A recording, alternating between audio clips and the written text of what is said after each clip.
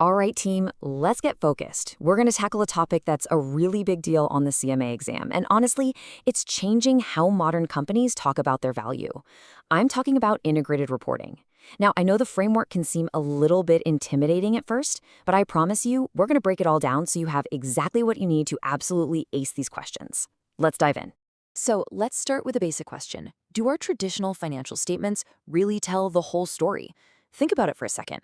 They give us a perfect picture of the past, a snapshot in time. But what integrated reporting does is totally different. It's not a snapshot. Nope. It's more like a roadmap. It's future-focused, looking at the entire value of the company and answering that one big question for investors. Okay, but where are we going from here? So what's the solution to just looking backward? Well, it's this. The Integrated Reporting Framework, or IR for short. And here is the very first thing I want you to burn into your memory. IR is not just another document you have to file. It represents a huge shift in thinking, a whole new way to look at how a business actually creates and, more importantly, sustains its value for the long haul. Okay, so here's the official definition from the folks who created it, the IIRC. For your exam, I want you to lock in on a couple of keywords here: concise communication and creation of value. See, IR is all about connecting the dots, showing how strategy, governance, and performance all link together to tell one single cohesive story. It's not about just dumping a ton of data. It's a narrative about where the real value comes from. Now, here is my absolute favorite way to remember this, and I really want you to lock this analogy in for exam day. A traditional annual report, well, that's like a beautiful photo of a meal in a magazine. It looks fantastic, right? But how did it get there? Integrated reporting. Now that's the full recipe. It shows you all the ingredients, the step-by-step process, the strategy behind it. It's the how and the why behind a company's success. At its very heart, the IR framework is built on two concepts that you absolutely have to know. First, you've got the capitals, which are basically the resources a company uses. And second, there's the value creation process. You know, how the company turns those resources into actual results. We're going to focus hard on that first part because let me tell you, understanding the capitals is critical. All right, pencils up, everybody, because this next part is pure high-yield material for your exam. Seriously, if you only remember one thing from our time together today, make it this. Integrated reporting expands way beyond just money. It identifies 6 totally distinct capitals. Okay, you need to know these 6 like the back of your hand. Financial is the easy one. That's just your cash, equity, the usual suspects. Manufactured is all the physical stuff, buildings, equipment.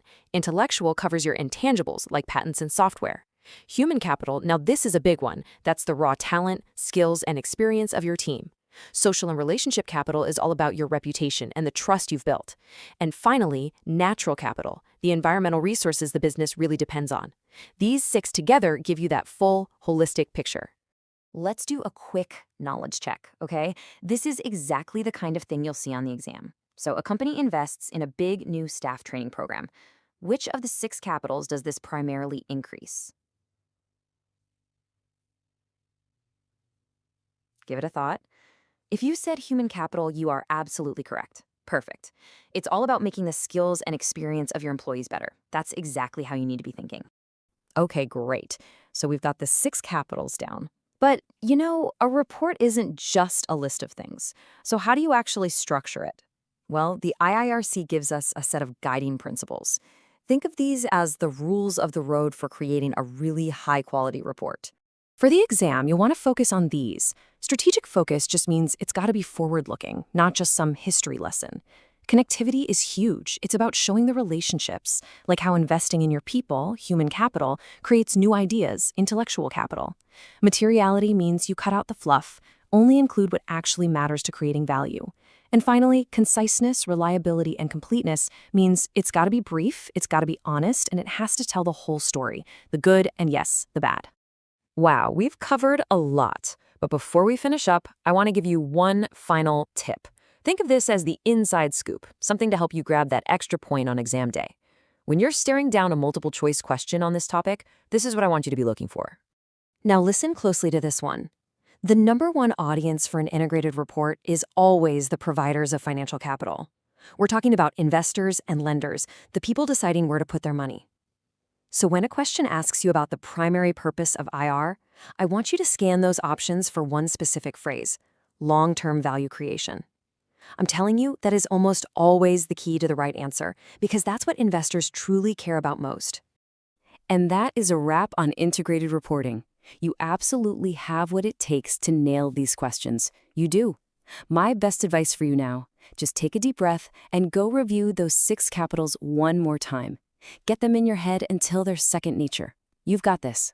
Go get them.